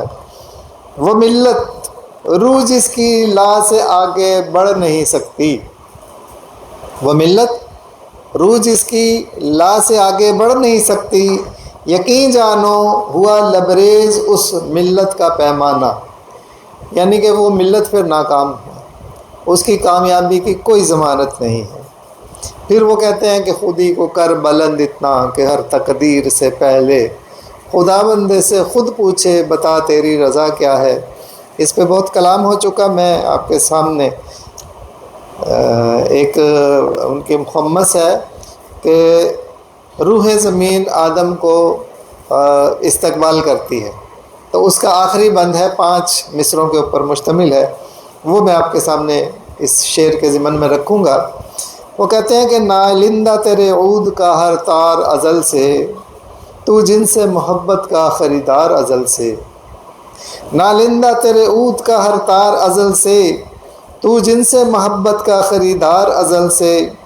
تو پیر صنم خانہ اسرار ازل سے، محنت کشو خون ریزو کم آزار ازل سے. ہے راکب تقدیر جہاں تیری رضا دیکھ. تیری رضا یہ ہے کہ تو اس جہان کی تقدیر کا راکب بن جائے. تو یہ ہے کہ خدا بندے سے خود پوچھے بتا تیری رضا کیا ہے. مقام گفتگو کیا ہے اگر میں کیمیا گر ہوں، یہی سوز نفس ہے اور میری کیمیا کیا ہے. کیمیا گری نبی کریم صلی اللہ علیہ وسلم کے ایک حدیث کے مطابق تمام انسان معدن کی طرح ہوتے ہیں. جس طریقے سے معدنیات نکلتی ہیں را مٹیریل، اسی طریقے سے ہر انسان جو ہے وہ ایک معدن جیسا ہوتا ہے. اگر معدن کے اندر جو ہے وہ لوہے چون ہوگا تو اس کو ریفائن کر کے جو ہے وہ لوہا بنے گا، اور اگر اس کے اندر سلور ہوگا تو سلور بنے گا، چاندی ہوگی تو چاندی بنے گی، سونا ہوگا تو سونا بنے گا. تو اقبال کہتے ہیں کہ میں انسانوں کو ریفائن کر کے جو ہے وہ ان کو سونے کا بنا دیتا ہوں. میں کیمیا گر ہوں اور میں انسانوں کی کیمیا گری کرتا ہوں. اور میرا سوز نفس یہ ہے کہ میں لوگوں کے اندر خود ہی کو بیدار کر دوں، اور جب خود ہی بیدار ہو جائے گی تو پھر کیا ہوتا ہے کہ دل بیدار فاروقی، دل بیدار کراری، مس آدم کے حق میں کیمیا ہے دل کی بیداری. اب یہ کیمیا جو ہے جب مس آدم سے ٹچ کرتی ہے، جو اقبال کرتا ہے کیمیا گری، تو پھر اس سے کیا ہوتا ہے کہ دل بیدار ہو جاتا ہے. اور دل بیدار پیدا کر کہ دل خوابیدہ ہے جب تک، دل بیدار پیدا کر کہ دل خوابیدہ ہے جب تک، نہ تیری ضرب ہے کاری نہ میری ضرب ہے کاری. جتنی مرضی ضربیں لگا لو، چاہے اللہ کی ضربیں لگا لو، چاہے دشمن کے سر کے اوپر ضربیں لگا لو، جب تک دل بیدار پیدا نہیں ہوگا تو کوئی ضرب کاری نہیں ہوگی، کوئی ضرب کامیاب نہیں ہوگی. نظر آئیں مجھے تقدیر کی گہرائیاں اس میں، نہ پوچھے ہم نشیں مجھ سے وہ چشم سرما سا کیا ہے. چشم سرما سا سے مراد یہ ہے کہ وہ آنکھیں جن میں سرما لگا ہوا ہو. اور اس کے بارے میں جو شاعر ہیں ان کا خیال ہے کہ یہ انہوں نے اپنے مرشد مولانا روم کے لیے کہا ہے یہ شعر. اور مولانا روم وہ ہستی ہیں جن کی ایک آنکھ میں عشق خدا اور دوسری آنکھ میں عشق مصطفیٰ کا سرما لگا ہوا تھا. اس سرمے کو دیکھ کر انہوں نے جو شاعری کی اور جو انہوں نے اپنا کلام لکھا، اس کلام کے اندر اگر ہم غوطہ زنی کریں تو ہم عشق خدا اور عشق مصطفیٰ دونوں کو پا سکتے ہیں صلی اللہ علیہ وسلم. تو اقبال کہتے ہیں کہ جب میں نے اپنے مرشد کی سرما لگی آنکھوں کے اندر جھانک کر دیکھا تو مجھے تقدیر کی گہرائیاں نظر آئیں، اور مجھے یہ پتہ چل گیا کہ یہ کائنات کی تقدیر کیا ہے، اس زمین کی تقدیر کیا ہے، انسانیت کی تقدیر کیا ہے. ملت اسلامیہ کی تقدیر کیا ہے اور مسلمانوں کی تقدیر کیا ہے۔ لہٰذا وہ ساری کی ساری چیزیں میں نے جو آپ تک منتقل کی ہیں وہ مجھے میرے مرشد مولانا جلال الدین رومی کا فیض ہے، جس سے میں نے وہ اخذ کی اور ساری کی ساری میں نے آپ کے سامنے پیش کی۔ اب وہ چشمِ سرما سا جو ہے اس کے بارے میں آپ کے سامنے 2-3 اشعار رکھوں گا۔ پہلا یہ کہ وہ چشم پاک بھی کیوں زینت برگستواں دیکھے، وہ چشم پاک بھی کیوں زینت برگستواں دیکھے، نظر آتی ہے جس کو مرد غازی کی جگر تابی۔ اور دوسرے 2 اشعار ہیں، کہتے ہیں کہ سرشک چشم مسلم میں ہے نیساں کا اثر پیدا۔ مسلمان کی آنسوؤں کے قطرے جو ہیں وہ نیساں بن کر اب کسی سیپ کے اندر جانے والے ہیں، اور وہ سیپ جب دریا کے اندر بیٹھے گی تو اس میں گوہر اور موتی بنیں گے۔ سرشک چشم مسلم میں ہے نیساں کا اثر پیدا، خلیل اللہ کے دریا میں ہوں گے پھر گوہر پیدا۔ کتاب ملت بیضا کی شیرازہ بندی ہے، کتاب ملت بیضا کی پھر شیرازہ بندی ہے، یہ شاخ ہاشمی کرنے کو ہے پھر برگ و بر پیدا۔ تو یہ چشم پاک بھی جو ہے اس کے اندر انہوں نے تقدیر کی گہرائیاں دیکھیں، اور تقدیر کی گہرائی میں انہوں نے یہ دیکھا کہ کتاب ملت بیضا کی پھر شیرازہ بندی ہے، یہ شاخ ہاشمی کرنے کو ہے پھر برگ و بر پیدا۔ اگر ہوتا وہ مجذوب فرنگی اس زمانے میں، تو اقبال اس کو سمجھاتا مقام کبریا کیا ہے۔ جیسا کہ اس کے نام غلط العام ہو چکے ہیں، کوئی نیٹشے کہتا ہے، کوئی نتشے کہتا ہے، کوئی تے سے لکھتا ہے، کوئی توئے سے، اور نتشا بھی اس کو کہا گیا ہے، نتشا۔ اور افتخار صاحب جیسے بتا رہے ہیں کہ نیچا اس کا پروناؤنس بنتا ہے، نیچا تو بہت کم سننے میں اور لکھنے میں اور پڑھنے میں آتا ہے۔ حکیم نتشا کے نام سے اقبال نے بھی جو ہے وہ ایک نظم لکھی ہے 3 اشعار کی۔ تو جیسے کہ افتخار صاحب نے کافی تفصیل سے بتایا، وہ جو نتشا تھا یا نیچا تھا، اس کا جو ہے وہ کمال یہ ہے کہ یورپ جس وقت انتہائی مادہ پرستی کی حالت میں ڈوبا ہوا تھا، اور اس وقت کے تمام مفکرین بھی مادہ پرست بن چکے تھے، اور جتنے بھی نظریات اس وقت آ رہے تھے، چاہے کارل مارکس ہو، ہیگل ہو، لینن ہو، اور یہ اپنا ڈارون ہو، جتنے بھی نظریات آ رہے تھے سارے کے سارے جو تھے وہ مادہ پرستی کے نظریات تھے۔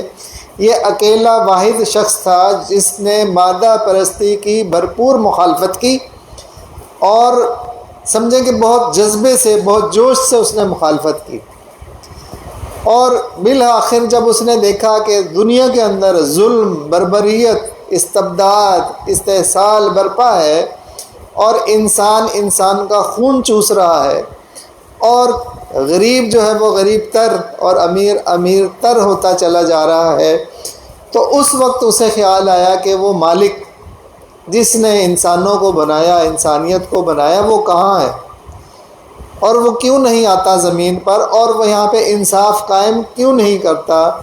تو پھر اس نے وہ نظریہ پیش کیا کہ گاڈ از ڈیڈ، کہ اب اللہ تبارک و تعالیٰ نے بھی انسانوں سے، چونکہ انسانوں نے اللہ تعالیٰ سے اپنا تعلق توڑ لیا ہے، تو اللہ تعالیٰ نے بھی انسانوں سے اپنا تعلق توڑ لیا ہے، اور اب وہ ان کی ہدایت کا کوئی سامان پیدا نہیں کر رہا، اور نہ ہی وہ پیدا کرے گا۔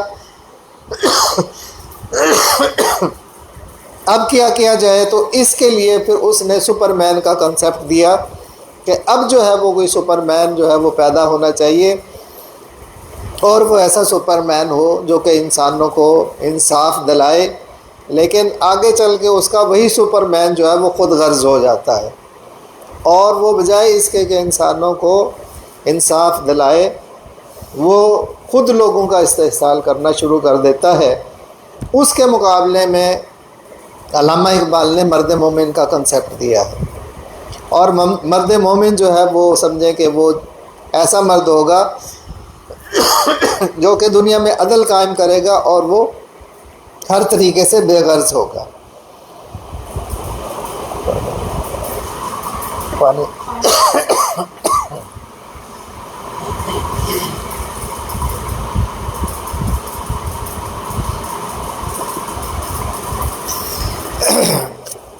اقبال کی جو نظم ہے حکیم نت شاہ، وہ کہتے ہیں کہ حریف نقطہ توحید ہو نہ سکا حکیم، حریف نقطہ توحید ہو نہ سکا حکیم، نگاہ چاہیے اسرار لا الہ کے لیے. وہ پہنچ تو چکا تھا، لیکن یہ کہ وہ آخر جو ہے نا اس نقطے تک نہ پہنچا جو کہ اس کو توحید تک پہنچا دیتا.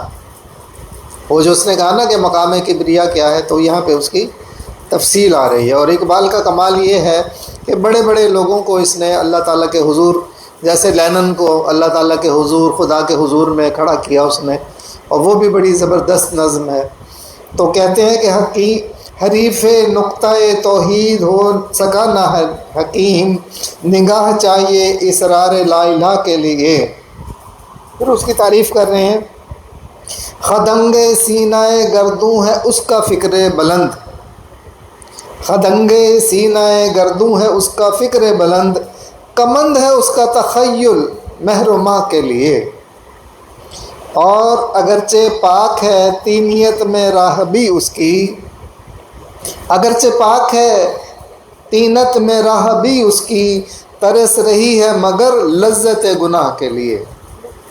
تو یہ ہے جس کے بارے میں اس نے کہا کہ اگر ہوتا وہ مجذوب فرنگی اس زمانے میں، تو اقبال اس کو سمجھاتا مقام کبریا کیا ہے.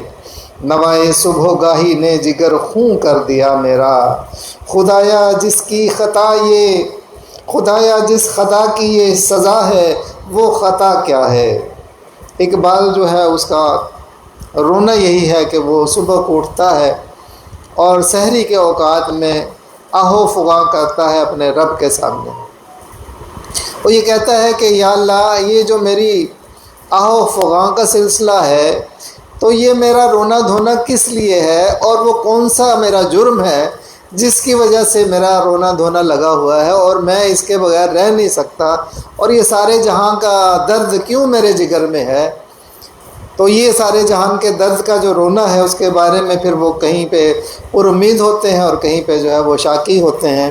کہتے ہیں کہ پھلا پھولا رہے یا رب چمن میری امیدوں کا، پھلا پھولا رہے یا رب چمن میری امیدوں کا، جگر کا خون دے دے کر یہ بوٹے میں نے پالے ہیں، رلاتی ہے مجھے راتوں کو خاموشی ستاروں کی، نرالا ہے عشق میرا نرالے میرے نالے ہیں. میرے اشعار اے اقبال کیوں پیارے نہ ہوں مجھ کو، میرے اشعار اے اقبال کیوں پیارے نہ ہوں مجھ کو، میرے ٹوٹے ہوئے دل کے یہ درد انگیز نالے ہیں. آپ کی سماعتوں کا بہت بہت شکریہ. اور ہمارے ماں بہن جو صدارت فرما رہے ہیں جناب پروفیسر خواجہ قمر الحسن صاحب، ان کے لیے میں یہی کہوں گا کہ یہ بہت بڑے محقق، نقاد، مصنف ہیں اور سیاستدان بھی ہیں، مسلح بھی ہیں، ریفارمر بھی ہیں.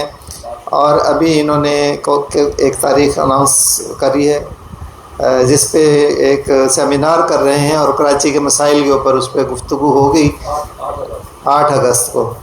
اور آج انہوں نے ہماری اس محفل میں صدارت کی ذمہ داری اٹھائی ہے. اس کے لیے ہم ان کے شکر گزار بھی ہیں، اور ہم ان سے ملتمس ہیں کہ آج کی محفل کے بارے میں اپنا صدارتی خطبہ اور اس غزل کے بارے میں اپنا حاصل مطالعہ سامعین کے سامنے پیش فرمائیں.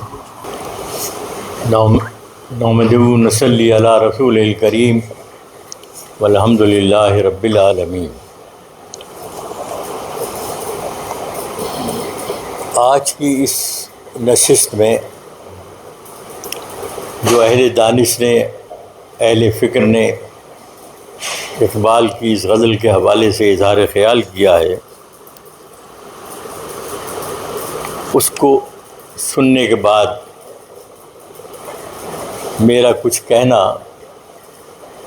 سورج کو چراغ دکھانے کے مترادف ہوگا. سب سے پہلے مقرر میں نام بول رہا ہوں آپ کا افتخار صاحب، شاعر بھی ہیں، نوجوان ہیں.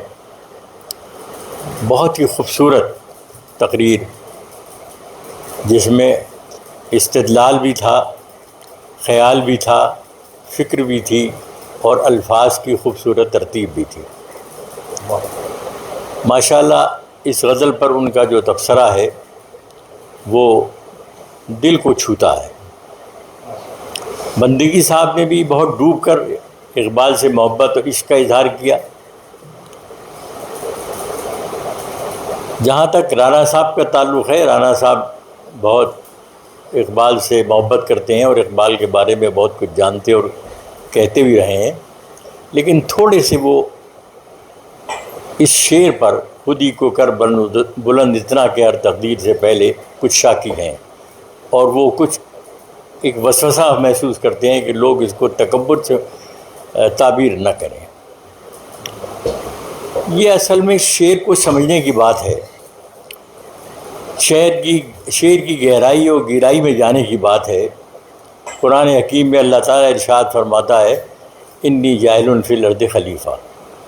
ہم نے انسان کو زمین پر نائب بنا کر بھیجا ہے، حاکم بنا کر بھیجا ہے. تمام اختیارات اس کو تحویل میں دے دیے ہیں. وہ اس پر حاکم ہے اور اپنی تمام تر کارکردگی کے لیے اپنے معبود کو جواب دے رہی ہے. یہ اسی بندے کی بات ہو رہی ہے جس کی خودی اور خودداری پر اقبال گفتگو کر رہا ہے. پھر اشرف المخلوقات اس کا منصب اور مقام ہے. تو ہو سکتا ہے بعض جگہ یہ کنفیوژن ہو، لیکن یہ ہے اصل بات. اقبال 1905 میں انگلستان گئے تھے. جانے سے پہلے ان کی سوچ میں اور فکر میں جو کچھ بھی تھا اس کے حساب سے ان کا یہ مصرع بڑا معروف ہوا، ہندی ہیں ہم، وطن ہے ہندوستان ہمارا. لیکن جب واپس آئے تو ان میں تبدیلی آئی اور پھر انہوں نے یہ کہا کہ مسلم ہیں ہم، وطن ہے سارا جہاں ہمارا. پہلے شعر پر اور خودی کے جس میں شامل ہے اس شعر پر بہت زیادہ گفتگو ہوئی ہے. پھر یہ کہ اقبال کی جو بے چینی اور اضطراب ہے وہ انتہا کے لیے، انتہا پر بھی بہت کچھ باتیں کی گئیں، مختلف استدلال آئے، دلیلیں آئیں. اور بعض جگہ تو میں سمجھتا ہوں کہ اس حد تک ہمارے دانشور پہنچ گئے کہ شاید اقبال بھی تھوڑے سے متعجب ہوں گے کہ یہ تو میں نے سوچا ہی نہیں تھا. بہرحال یہ حقیقت ہے کہ اقبال اسپوکس مین ہیں، علمبردار ہیں فکر اسلام کے. قرآن حکیم کے نہ صرف وہ داعی ہیں بلکہ اس کے افکار و خیالات کی نمائندگی کرتے ہیں. اور اسی لیے کسی شاعر نے ان کے بارے میں یہ کہا اس کے ارشادات کیا تھے؟ غیب کی آواز تھی، شاعری کی شاعری، الہام کا الہام تھا. اور پھر یہ کہ انہوں نے پاکستان سے کے لیے جو قوم کو تیار کیا، قرآن حکیم کی تعلیمات کی ترویج اور اس کے پیغام کو عام کرتے ہوئے، تو شاعر نے یہ بھی کہا ہاں انہی خوابوں کی ایک تعبیر پاکستان ہے، یہ وطن اقبال کے ادراک کا احسان ہے. غرض یہ ہے کہ انسان کی خودی جو ہے وہ اس کی خود شناسی ہے، اور جب وہ اپنے آپ کو پہچان لیتا ہے تو اپنے خالق کو پہچان لیتا ہے. بہرحال اس میں اب تک جو گفتگو ہوئی اس پر میں مبارکباد پیش کرتا ہوں ایوان کے مقررین کو تمام. وکلا حضرات نے بڑے استدلال سے کام کیا، بالکل اسی طرح مقدمہ پیش کیا بارگاہ خداوندی میں، جس طرح اقبال کا جس طرح کی عدالت میں وہ پیش کرتے ہیں. اور پھر میرے بائیں جانب انتہائی محترم دانشور حکیم سے مراد دواخانے والے نہیں، حکمت کی بات کر رہا ہوں، اور سیاسیات کے پروفیسر رہے. میں بھی ادب اور اردو کا طالب علم نہیں بلکہ سیاسیات کا طالب علم ہوں. میرے بارے میں آپ نے کچھ مبالغے سے کام لیا سیاستداں. میں سیاستدانی صرف سائنٹسٹ ہوں، سیاسی سائنٹسٹ کہہ سکتے ہیں مجھے. آپ سائنس سیاسیات پڑھاتا تھا، بس اس حد تک تعلق ہے. وقت مغرب کا قریب تھا تو خوبصورت تقاریر ہوئیں، تو میں اختصار کے ساتھ ہی اپنی گفتگو یہاں ختم کرنا چاہوں گا. شکریہ.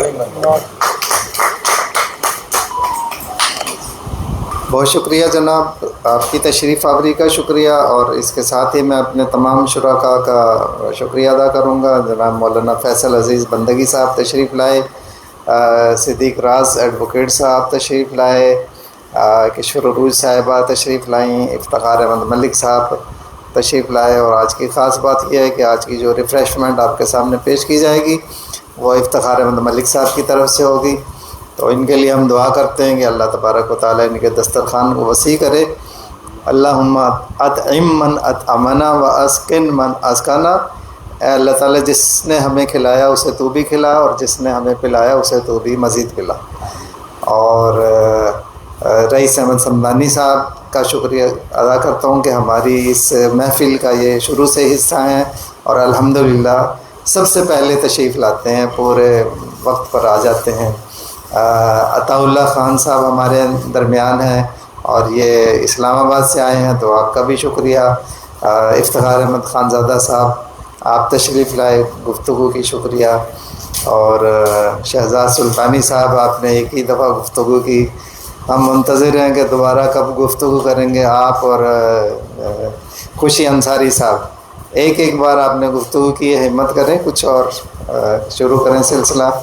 ڈاکٹر رانا خالد محمود کیسر صاحب ہمیشہ سے ہمارے ساتھ آتے ہیں، 2-3 پروگرامز میں ان کی غیر حاضری رہی اس ذاتی مصروفیات کی وجہ سے، اور ان کی بیٹی کی شادی کا سلسلہ ہے، اس کے لیے بھی ہم سب لوگ دعا گو ہیں کہ اللہ تبارک و تعالیٰ وہ شادی کا جو نیک مبارک کام ہے اس کو بحسن و خوبی پایا تکمیل تک پہنچائے، اور ان کی بیٹی کو ہمیشہ شاد اور آباد رکھے. تو اب جو ہے وہ نماز کا سلسلہ ہے اور ریفریشمنٹ بھی پیش کی جائے گی. باہر باجماعت نماز کا بھی انتظام ہے، جو ساتھی نماز پڑھیں گے، اور پھر انشاءاللہ تعالی آپ کی اجازت سے ہم اس محفل کا اختتام کا اعلان کرتے ہیں. اور آخر میں آپ کے سامنے ایک شیلڈ پیش کرنا چاہوں گا، اور صدیق راز صاحب ایک کتاب پیش کریں گے، اور میں آپ سے گزارش کروں گا کہ آپ ذرا اس کو، اور صدیق راز صاحب سب کے لیے رومال بھی لے کر آئے ہیں، ریشمی رومال، وہ بھی پیش کریں گے. چیئرمین ڈاکٹر عابد شیروانی صاحب شیلڈ پیش کر رہے ہیں محترم خواجہ قمر الحسن صاحب کو. آج کے ہمارے صدر محفل محترم خواجہ قمر الحسن صاحب، ساتھ میں ہمارے مہمانان خصوصی محترم رئیس سمدانی صاحب اور ڈاکٹر افتخار ملک ایڈوکیٹ صاحب. تصویر جی محترم عطا اللہ خان صاحب اسلام آباد سے تشریف لائے ہیں. جی محترم عطا اللہ خان صاحب کے لیے بزم تحفظ ادب پاکستان کی جانب سے یہ شیلڈ پیش کی جا رہی ہے محترم فاروق اشی صاحب کی جانب سے. وہ کہیں اور ہیں، کہہ رہے میں راستے میں پھنس گیا ہوں، تو آپ لوگ دے دیجیے، تصویر بنا دیجیے گا. ٹھیک ہے. صدیق راز صاحب صدر محفل کو کتاب پیش کریں گے.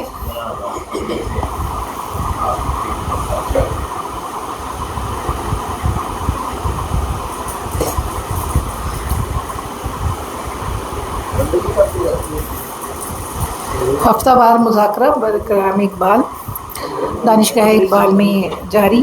ڈاکٹر رانا خالد محمود کیسر صاحب، محترم سلطانی شہزاد سلطانی صاحب، افتخار احمد صاحب، عطا اللہ خان صاحب. محترم عطا اللہ خان صاحب کتاب پیش کر رہے ہیں محترم عابد شیروانی صاحب کو. ٹھیک ہے، شکریہ.